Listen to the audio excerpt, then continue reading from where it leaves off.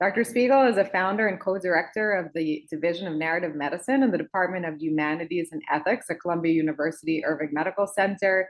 She teaches a film course to first-year medical students. She has other academic specialties such as contemporary fiction, film, and narrative theory. She has lectured really all around the world. If I listed all of them, we'd eat up too much time for our session tonight.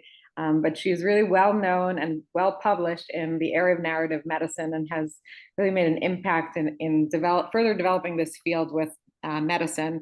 Tonight, Dr. Spiegel will share with us the background of narrative medicine, and then there will be an interactive piece to the session tonight that will not be recorded. But I really encourage all of you to speak up as we have many events through this chapter, especially from the Wellbeing Committee. This is a safe space. We won't, we're happy if you're going to join and participate, even if you're eating dinner or multitasking, we totally understand. So on that note, I'm going to hand over the mic and screen to Dr. Spiegel. Thank you. Thank you very much. It's lovely to be with you, and thank you for making time and for your interest in this work. And I've been hearing a little bit about the other well-being events that you have, and maybe this won't feel too different. I don't know. So I thought I would start by trying to give you a little sense of the work we do in narrative medicine, and then to do an exercise together.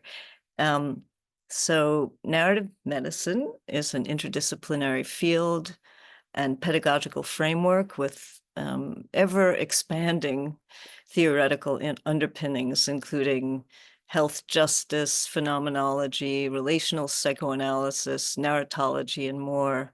It's now practiced in clinical contexts and taught really worldwide in undergraduate and graduate education. In many medical schools now, narrative medicine comprises a set of classroom practices and goals toward increasing awareness of the structural, historical, and interpersonal dimensions of medical care, and towards supporting students to decrease stress, find community, and discover or recover a sense of agency and legibility to themselves in the mad rush of becoming doctors. It's practiced in clinical settings with clinicians, of course, and the goals and effects are multiple. One is to decrease burnout by reconnecting doctors to patients' stories, contexts, situations, support systems, priorities, and fears, which we found renews clinicians' connectedness and sense of purpose. And we think a lot together about how to do this efficiently, and each in your own ways.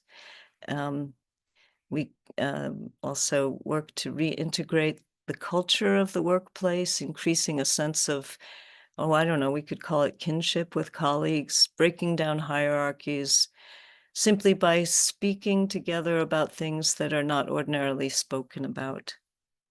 And participants describe the workshops as providing a place of trust, shared vulnerability, sanctuary, community, and healing through creativity, imagination. We even like to think of it as a certain kind of serious play and collective inquiry.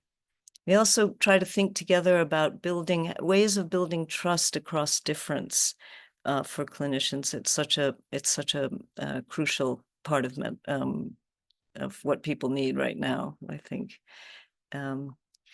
We found that discussing difficult topics like race and gender care and stigma and marginalization is effective when we do it through works of art, rather than, it's very different to speak about a patient than it is to speak about a representation.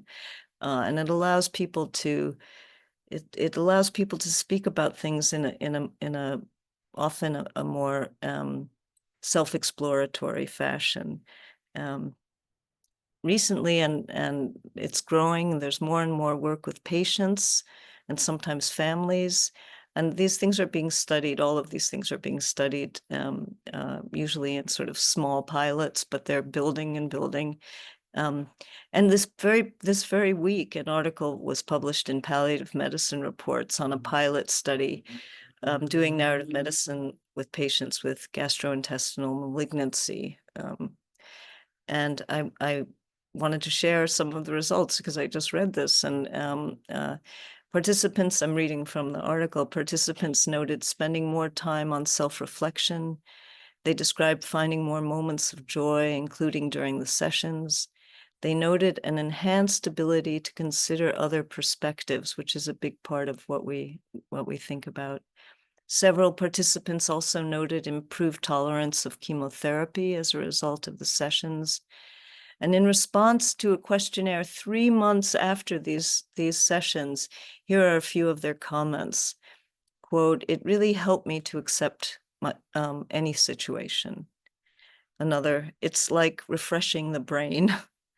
Another, "I learned how isolated I was. It helped me to reach out to someone in my congregation who is dealing with cancer." Another, "You are not defined by cancer. You are still the same person you were. The narrative medicine sets me free." Another one says, "It gave me a feeling of hope that the medical field is investigating more human, empathetic approaches to medical care." So this was really encouraging and wonderful to read just this week. Um, and the applications of our work are really moving out of medicine even. We have colleagues who are working with incarcerated persons, with refugees, school teachers, with social workers, and many others. It's very exciting to this is a need. Well, you get it. It's a need people have.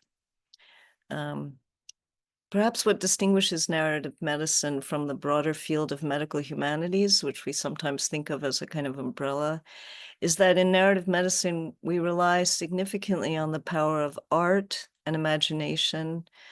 And we do the work typically in a group, usually 8 or 10 people, to explore, something that we present. A typical narrative medicine workshop goes something like this. The narrative medicine teacher or facilitator introduces a short literary text, perhaps a poem, or projects a work of art onto a screen or a film clip, or plays a piece of music. And then participants begin, sometimes tentatively, but soon quite comfortably, to share their observations of that work, not to free associate to it, but to look closely at it and see what is there and what meanings emerge in their observations. The artwork triggers more than an exchange of ideas, although that is part of it. It evokes feelings and memories and more. The understanding is there that a work of art isn't something to solve, but something to engage with, to think and feel with. And part of what we find is that, when you're thinking about how to engage a challenging piece of art, it's not that different from thinking about how to engage with another person.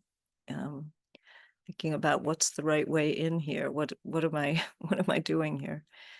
Unlike in a classroom, there's no correct answer or necessarily a consensus, but people are speaking to one another in this new way, and they're doing something together, sharing an experience. And we're very I don't know, it's a very foundational for us, the idea that aesthetic experience does not belong only to trained people or to privileged people. It's part of everyday life.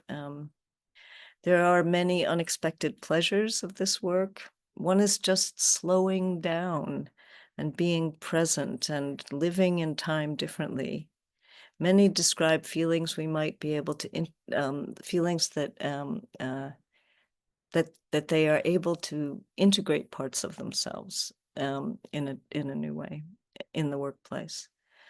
A close reading discussion, we call it close reading or slow looking, is one where we put language to and voice what we observe in a representation.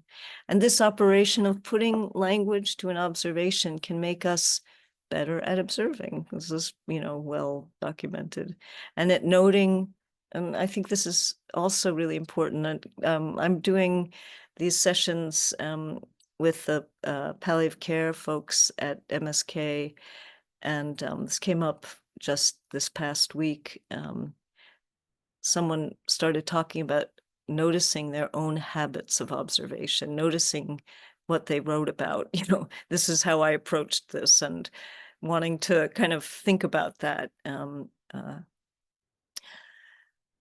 Again, this work seems to clear the way for productive discussion of challenging topics such as health equity, systemic racism and bias, and